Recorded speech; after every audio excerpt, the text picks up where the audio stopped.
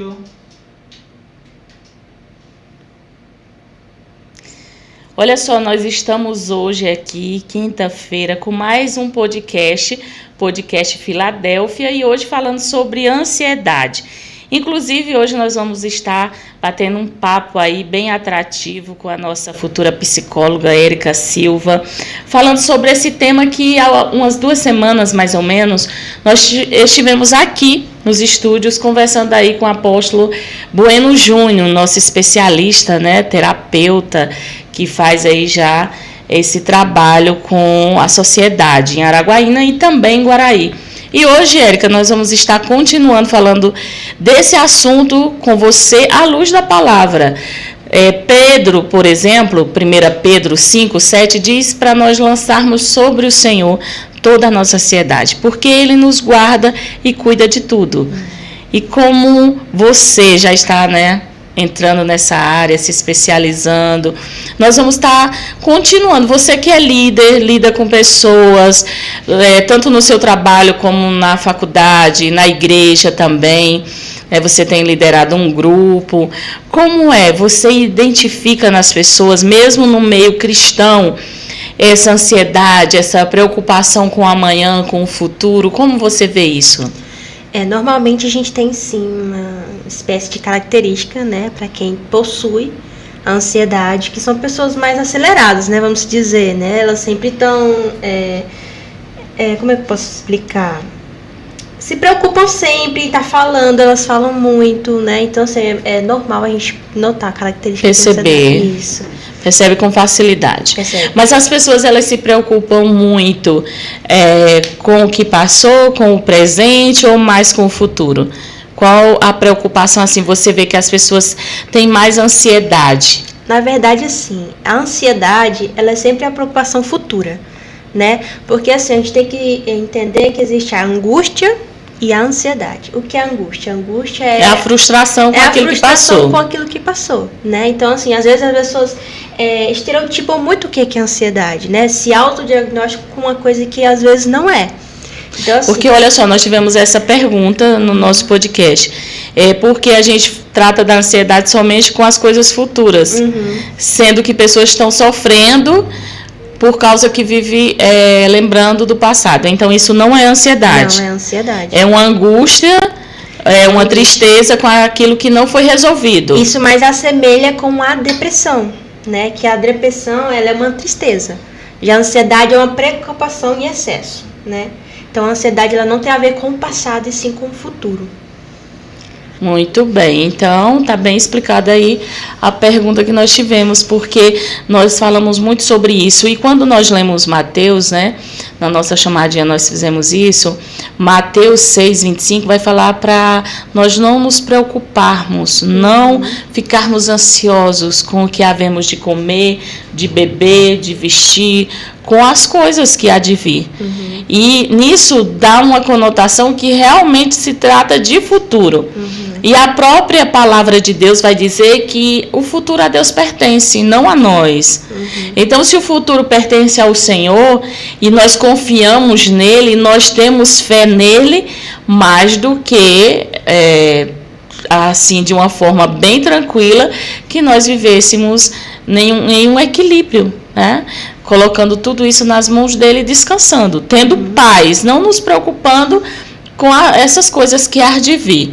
Mas não é bem assim. Não. Qual situação assim você já se deparou no seu meio, assim, no meio que você vive? Então, você já conviveu, por exemplo, com uma amiga, uma colega ansiosa? Com certeza, Até porque a ansiedade, ela é uma predisposição do ser humano. É uma coisa normal que pode acontecer com qualquer um. Então, a gente, assim, na minha vida, realmente, eu tenho presente pessoas que têm ansiedade. Mas aí a gente tem que entender assim, quando você fala na ansiedade da palavra, o Senhor fala sobre nossas preocupações futuras, Só que existe a ansiedade natural, que é normal do ser humano, e o transtorno de ansiedade, que já é um excesso, é uma patologia, uma psicopatologia. Então, quando o Senhor fala sobre isso, para guardar as ansiedades nele, são as nossas preocupações naturais. Porque a ansiedade é como se fosse um alerta de preocupação. Tipo, aquele start, aquele acelerar, aquele pensamento rápido. Então, por exemplo, é normal eu me preocupar, por exemplo, as pessoas têm seus compromissos, têm contas a pagar, então é natural que ela se preocupe de uma forma normal com os afazeres, com as obrigações. Sim. Mas isso excessivamente se torna um transtorno. Isso. E quando é que você observa que isso é um transtorno, que está excessivo? Então, a partir do momento que eu recebo a fala de quem está tendo esse transtorno. Porque assim, eu não posso olhar para você e identificar qual é, se a sua ansiedade é uma coisa normal, tipo assim, amanhã você vai ter uma apresentação, ou se a sua ansiedade já é um transtorno. Então, por isso que é importante a gente entender o que o nosso corpo fala, aquilo que a gente sente. Pois é, mas eu, por exemplo, vamos supor como eu me identifico. Em qual nível de ansiedade? Normal ou já como que eu consigo identificar? Quando eu perco o sono, me preocupando, como que eu consigo identificar isso? Isso não está normal. Quando aquilo te toma o controle. Então, quando aquilo te toma o controle, que é isso que significa a psicopatologia. É algo em excesso, quando te toma o controle. Tipo assim, a crise de ansiedade, ela vai ter o quê? O sudorese, acelerar, então aquilo toma o controle da pessoa, a pessoa não consegue mais reagir naquilo, então já é um transtorno de ansiedade, que a característica dele é a crise de ansiedade, né? Então assim, a partir do momento que você não consegue mais ter controle sobre aquela preocupação, sobre aquela reação do seu corpo, sobre os seus pensamentos acelerados, você já deve procurar alguém que possa te auxiliar, um psicólogo, psicoterapeuta, um psicanalista, porque já é uma psicopatologia, você já está com um transtorno de ansiedade. Em muitos casos a pessoa deve fazer terapia, tomar remédios? Em todos eles. Remédio, assim, eu como psicóloga sempre defendo o último caso, né? Porque o remédio ele causa uma dependência. Inclusive o remédio de ansiedade, o efeito colateral dele é o mesmo da crise de ansiedade. Então, assim, até o corpo acostumar, você vai sofrer aquele ataque cardíaco, aquele acelerar. Então, assim... Teve essa pergunta, se a pessoa que sofre por ansiedade, por ter um excesso de ansiedade, o coração acelera, parece que a pessoa está passando mal mesmo do coração. E está passando mal ou é psicológico? É psicológico, mas o corpo reage, é como se fosse assim, uma adrenalina descarregada no corpo. Então o corpo vai acelerar, vai suar, você vai ficar... desnorteado em si. Então essa é a reação da crise de ansiedade. E muitas vezes a pessoa pode pensar, tô sofrendo do coração. Tô sofrendo do coração. Meu Deus, então... E uma das coisas que a gente mais pastora Mônica, em relação à ansiedade, primeiro eu vou procurar o quê? Um remédio para me curar. Né? Então a ansiedade ela não vem aí. Automedicação. Isso, a automedicação. Então, eu vou tomar um calmante, mas o calmante pode resolver o problema, vamos dizer, superficialmente. Mas a ansiedade ela é causada por um motivo. Ela tem um motivo ali que está externalizado. Eu acredito que a causa da ansiedade, analisando todas essas nossas conversas durante esses dias de gravação com outros profissionais também, eu observo que é o problema que é a causa do problema ansiedade. Ou seja, se a pessoa tem dívidas, tem que resolver a dívida para poder parar de ter ansiedade desnorteada com aquele problema que ele está tendo. Se uma pessoa está com problema no relacionamento, no casamento, deve resolver o problema no casamento, ali no relacionamento. Se está com problema no trabalho e assim, consequentemente, ela vai ter que resolver o problema. Então, será esse o motivo que as pessoas bem resolvidas, elas sofrem menos de ansiedade, apesar de ter uma vida acelerada? Na verdade assim, a administração da inteligência emocional, né? Tem pessoas que são bem resolvidas que sofrem sim de ansiedade. Não é só porque o problema em si, às vezes o problema, pastora Mônica, ele não é visual, ele está externalizado. Eu não sei o que é, mas aquilo me preocupa. Então, mesmo sem você saber o que é. Mesmo sem você saber o que é. Então, assim, é muito louco. Você pergunta, por que você tá assim? Eu não sei por que meu corpo tá reagindo. Não sofre de nada. Mas tá ali. Pode ser que o quê? O inconsciente, ele age muito no consciente da gente. Só que a gente, tipo assim, no meu inconsciente, isso fala muito sobre a psicanálise, né? Que ele vai falar sobre a questão do inconsciente. Pode ter coisas acumuladas lá que vão reagir no meu corpo e eu não tô percebendo. Coisas que talvez eu deixei passar, né? Assim, e me preocupam no atual, no futuro, né? e a gente não consegue lidar com aquilo. Não, às vezes não é um problema consciente, vamos se dizer assim, mas eu tenho preocupações, o meu corpo se reage com aquilo, entendeu? Isso seria, poderíamos assim, diagnosticar como uma falta de fé, por exemplo? Não. Não é uma falta, Não é de, fé. Falta de fé. Tem pessoas cristãs que sofrem disso, mesmo tendo fé. Inclusive, no meio cristão, a repressão do emocional causou uma devastação muito grande na igreja. Inclusive, eu faço psicologia justamente para defender isso. O emocional, ele tem que ser tratado como emocional. O sentimento tem que ser tratado como sentimento. Eu não posso reprimir a minha raiva, o meu medo, a minha tristeza, porque aquilo vai gerar uma patologia em mim. Então você acha que o cristão, ele de certa forma se reprime em nome da fé e acaba adoecendo? Sim, eu acredito que sim. Então não é pecado eu chutar o balde? Não que não seja pecado, eu tenho que ter equilíbrio, né? Tem equilíbrio, posso sair chutando assim. O Senhor entende, eu acredito assim, o Senhor entende. Sim, nós somos, sim. Porque Ele nos gerou, né? Ele nos criou, Sim. Ele entende que nós temos eu digo, né? isso até porque você falou algo sobre reprimir. Uhum. E essa palavra repreensão nem sempre vem do outro, e sim de nós mesmos. Sim. Muitas vezes nós nos reprimimos. Sim. Por quê? Por causa da cobrança Sim. que se tem em cima do cristão, dele ter uma vida assim, cheia de regras. Uhum. Né? E eu sempre defendi isso porque, para mim, servir a Cristo não é um conjunto de regras, mas um estilo de vida. E eu preciso ter esse equilíbrio de compreender isso. E muitas vezes a sociedade cobra, fulano é cristão, ele não pode falar assim, ele não pode alterar a voz, ele não pode questionar, já me falaram isso, que o cristão não deve questionar o líder, o chefe, por exemplo, no trabalho, mesmo que esteja fazendo coisa errada. Uhum. Por exemplo, você pega um ofício, você lê, está errado. Não, eu só assino o que recebi. Não posso questionar porque sou cristã, entende? Então, tem muito essa cobrança da sociedade no nosso meio, e isso reprime as pessoas, de certa forma, de serem elas mesmas. Né? E eu vejo muitas pessoas vivendo de aparência, vivendo uma farsa, vivendo de máscaras, Sim. porque elas não podem ser elas mesmas. Isso.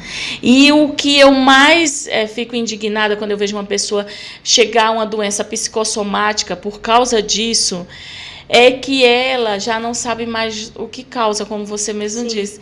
Então, como a gente aconselha pessoas, a gente consegue diferenciar isso, o que é espiritual e o que é patologia, o que é clínico. E eu acredito muito, Érica, nesse avanço, que as pessoas têm esse entendimento, essa compreensão, tira esse preconceito de procurar, sim, uma terapia, um especialista, porque é necessário.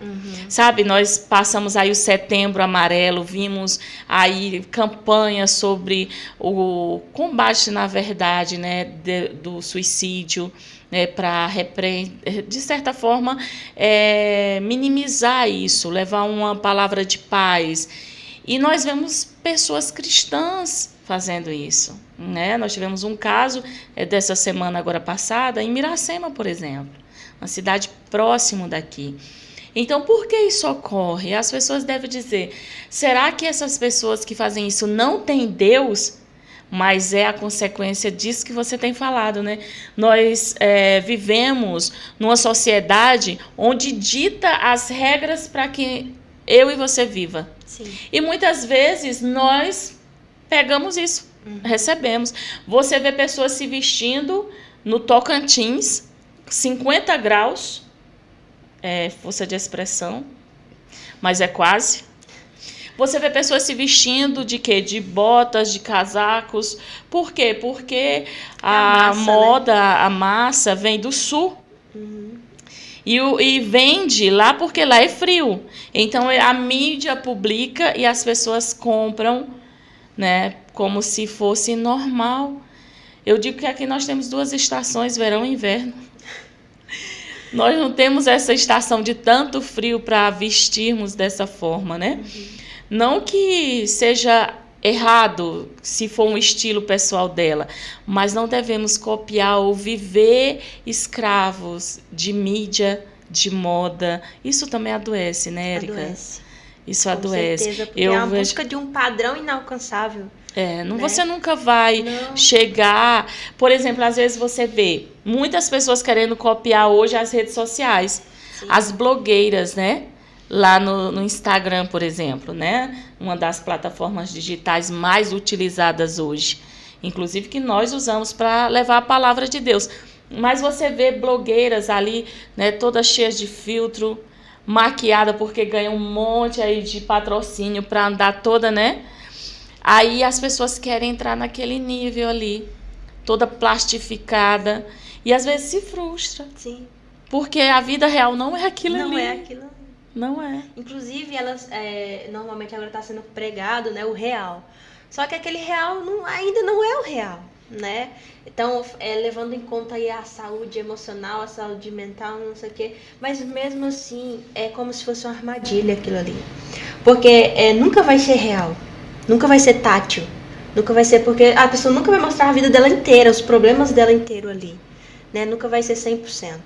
Mesmo levantando essa bandeira, você vê muitas blogueiras falando sobre saúde emocional, mas Sim. hipocrisia talvez, Sim. porque não vive aquilo, né? Então, se você não vive o que E você fala muito prega, assim, expectativa, realidade, né? Isso. Fizeram até uma campanha justamente para mostrar o lado real da coisa. Isso. Mas, na verdade, elas vivem nessa ilusão também. Isso.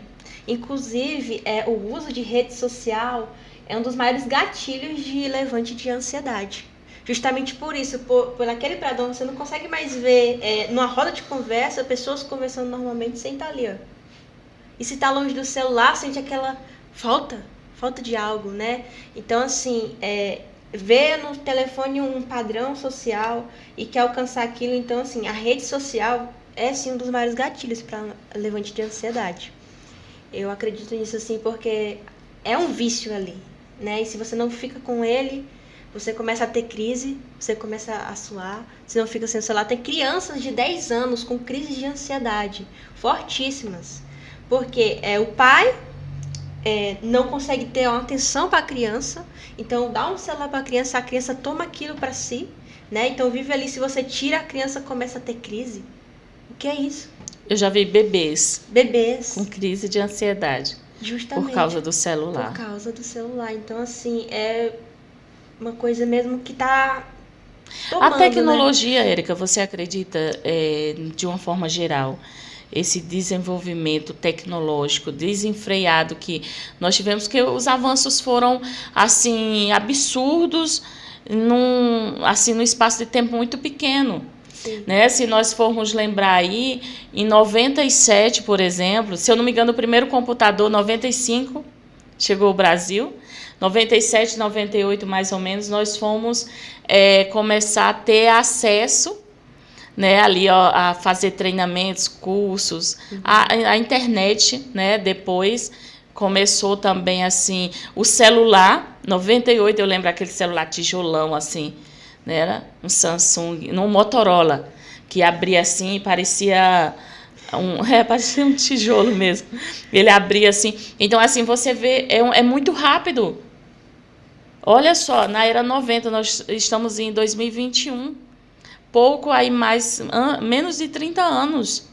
E nós tivemos essa velocidade, assim, a criação de muitas coisas, né, muitos avanços na tecnologia.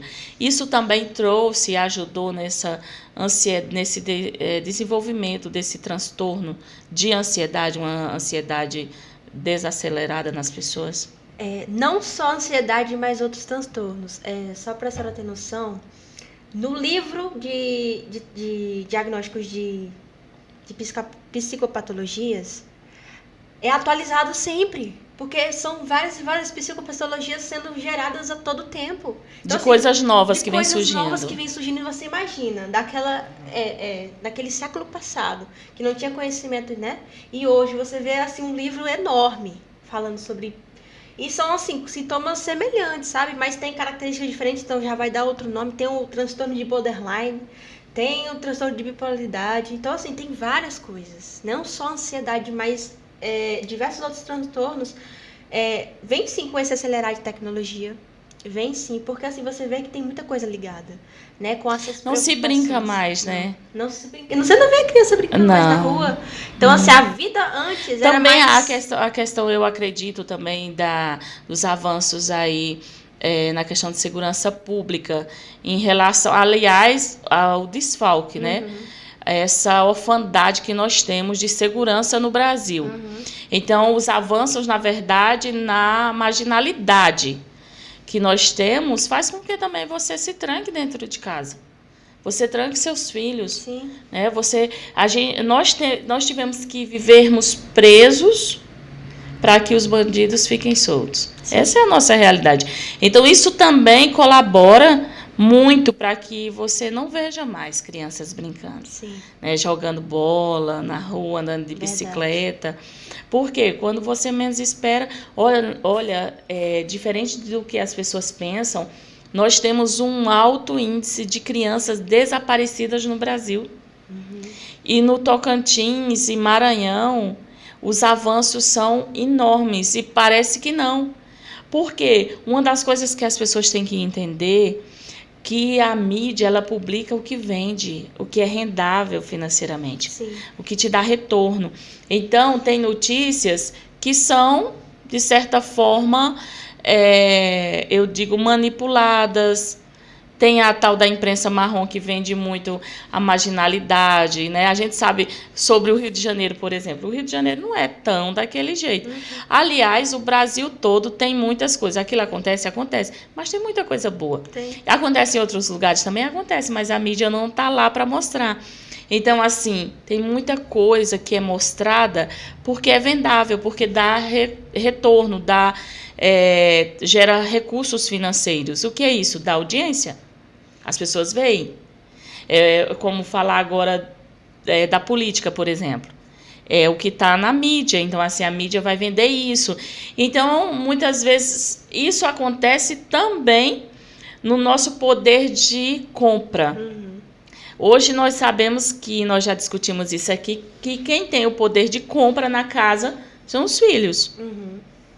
Por quê? Isso já é uma compensação que os pais têm com os filhos por causa da falta do cuidado, do amor, do carinho, do tempo para isso. Eles demonstram nessa linguagem. Foi até criada agora as 7 linguagens do amor. Aí tem 5 mais evidentes, né? Na minha época era só uma. Ou amava ou não amava. Eu dizia que amava. A linguagem do amor aí tem qualidade de vida, presentes. Aí os filhos entram nessa. Presentes, por exemplo. Né? A linguagem do amor que eu tenho com meus filhos é presente, por exemplo. Os filhos amam inicialmente, né? Mas mais tarde vai faltar a mais importante, que é o serviço, por exemplo, de servir, de cuidar, a questão da qualidade de vida mesmo, de conversar, de estar perto, de dialogar. Outras, né, que tantas aí que eu não... tem umas que eu não concordo muito, né? Mas foi diagnosticada essas linguagens, né? São tantas coisas novas como você disse, Érica. O livro vai só crescendo, né? Vai só aumentando. Assim também é na ciência. Assim também são em tanto. A única coisa que eu sei que não muda é a palavra de Deus. Sim. E a Bíblia diz, e é clara, não andeis ansiosos, colocai a sua ansiedade no Senhor para que Ele cuide. Porque do jeito que vai, pelo que nós conversamos, e tantos outros profissionais, a tendência é ficar pior, é aumentar. É isso mesmo? Infelizmente. Meu avô dizia assim, ó, minha filha, a depressão é a doença do século. Olha. Já tem quantos séculos, né? Aliás, meu avô dizia tanta coisa. Meu avô dizia assim, menina, tu ainda vai ver coisa. Olha. E eu tô vendo tanta coisa. Verdade. Né? Verdade mesmo. E é isso, Érica. Então, a doença do século. E vamos dizer aí que não há doença, mas né? As doenças do século são as doenças psicossomáticas, né? As psicopatologias. Porque você não vê mais... o índice é muito grande. muito grande. O mercado dessa área é muito grande, né? Um mercado que gira muito, como você falou a respeito da mídia. Então, assim, é muito grande, muita coisa, muito... Inclusive, assim, o má conhecimento dessa área torna isso ainda pior. Como você falou anteriormente, a respeito do preconceito de fazer uma terapia. Assim, eu, como formando psicologia, terapia é libertadora. Então, assim, eu conheço psicólogos cristãos, tem psicólogo de todo tipo. Aquele psicólogo lá... tem uma crença de que psicologia não gosta de cristão, de religioso. Não, gente. Tem que entender que todo mundo... A psicologia, inclusive, é contra-ética falar sobre religião. Né? O psicólogo atender um paciente e falar sobre a crença dele, isso é antiético. Né? Então, assim, a gente tem que quebrar esse preconceito referente à terapia, porque, como eu falei, o corpo, alma e espírito são coisas diferentes. Nós somos formados pelos três. Mas o corpo tem que ser tratado como corpo. A alma tem que ser tratada como alma e o espírito como espírito. Não se pode tratar o corpo como espírito, se alimentando só da palavra sim. Esse é o alimento do espírito. Mas o corpo, no momento, vai ter que comer. Né? A alma, eu não posso tratar ela como espírito, porque ela é alma, ela é sentimento. Então, assim, uma das coisas que eu mais levo em conta é o entendimento do que é terapia, né? O que é vivenciar aquilo. Eu, inclusive, indico todo mundo que chega em mim e fala assim, Érica, eu preciso disso. Eu falei, cara, você precisa fazer uma terapia. Você precisa, porque a terapia é o conhecimento de si mesmo. O povo fala que terapia é o psicólogo te direcionando, te falando, resolvendo seus problemas, não. O psicólogo vai te orientar para que você mesmo consiga resolver os seus problemas. Administrar, né, Administrar. Érica? E é ótimo você conversar, ainda mais sabendo que a pessoa não vai poder contar para ninguém, né? É maravilhoso. Érica, foi muito bom esse papo aqui com você. Eu agradeço.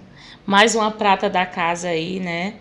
Participando aqui conosco, compartilhando. E quero que você deixe um recadinho aí para as pessoas, para as pessoas que estão ansiosas ou que conhecem ou que sofrem com alguém de perto, porque a gente sabe que não é só a pessoa que está passando pelo transtorno, mas a maioria da casa sofre junto, né, Érica? Uhum. Qual recadinho você deixa para essas pessoas, principalmente para os pais que estão passando isso com os seus filhos? Na verdade, assim, não pense que tudo tem que ser levado com a barriga. Tem que sentir um sintoma, não procure primeiro se automedicar. Vai fazer uma terapia, vai conversar com um psicólogo. Inclusive tem o CRAS, né? Tem o CAPS, na verdade, que tem psicólogos, enfim, tem vários psicólogos na internet, gratuito. Inclusive tem vários sites que disponibilizam psicólogo gratuito, né? Então, assim, é uma doença que pode levar à morte, pode levar ao suicídio. Então não deixa para o último instante. Você notou, já vai. Notou em si, já vai. Notou em alguém, já auxilia. Seja um braço forte. Inclusive a gente, como cristão, tem que ter esse pensamento também. Não é só chegar e orar. Orar sim, mas orar e orientar. Porque aquilo talvez não se resolva naquele momento. Talvez a pessoa vai para casa e nem com tudo é espiritual. Ou seja, como você falou, né, Érica, o problema não está no espírito, está na alma, às vezes já no corpo, porque já trouxe consequências, então é necessário. É necessário a gente ter esse conhecimento de que a gente também faz parte do nosso sentimento, da nossa alma, e que não é para reprimir, sim entender e cuidar. Então, o meu recado é esse: não tenha preconceito com terapia. Faça terapia. Faça terapia. Muito bem. Inclusive, para todas as pessoas que foram diagnosticadas, que passaram pelo Covid, né, a gente sabe que tem um aumento muito grande de pessoas ansiosas, com consequências, com problemas mesmo pós-Covid, né? Uhum. De depressão, de ansiedade, que ficaram com sequelas mesmo. E não procuram. Não. Procurem. Porque vivenciou isso, assim, eu vou deixar até por último instante, né? Eu não tenho nada, não tenho nada, não quer se entender que está passando por aquilo. Vem um estado de negação, eu não estou passando por isso. Eu dou conta, eu sou forte, eu não estou com isso. vem um estado de negação. Então, esse estado causa a piora, né? Eu não estou vivendo isso, mas realmente está vivendo. Então, vai só externalizando, e a uma hora vai estourar, né? Inclusive, a pandemia foi um dos maiores starts para a ansiedade, porque a pessoa vivenciava aquilo já. Não foi uma coisa assim. Tipo, só agravou. Só agravou porque eu fui obrigada a estar dentro da minha casa e eu não tive nada para fazer. Então, você imagina. Ela ocupava a sua vida inteira, trabalho, faculdade, e quando tudo aquilo teve que parar, você imagina aquele tanto de coisa que deixou acumular em um instante só. Então, assim, agravou ainda mais, porque antes não cuidou, né? Assim, é uma doença como todas. Se você não cuidar, ela vai só se agravando, até levar a gente à morte. Muito sério. Então, se cuidem, tomem aí suas precauções, procure sim um especialista, né, Érica? Procure, se você for cristão, procure orientação, aconselhamento, mas também procure ajuda clínica. Sim. Tem aí os especialistas, né, gratuitos, como você disse. Outras pessoas têm plano de saúde e nem faz uso. Pois é. Né? Então, assim, é muito sério mesmo. A ansiedade tem ceifado muitas vidas, porque tem trazido outros problemas também de saúde, que são as doenças psicossomáticas, que o ser humano tem sofrido tanto aí, tantas consequências. Muito obrigada, viu, Érica? Foi uma honra tê-la aqui. Obrigada a toda a técnica aí, meus 2 Cinega de hoje, né? E até quinta-feira que vem, com mais um podcast aqui na Filadélfia. Obrigada, Daniel, Ana Clara, que estão aqui nos bastidores. E até lá.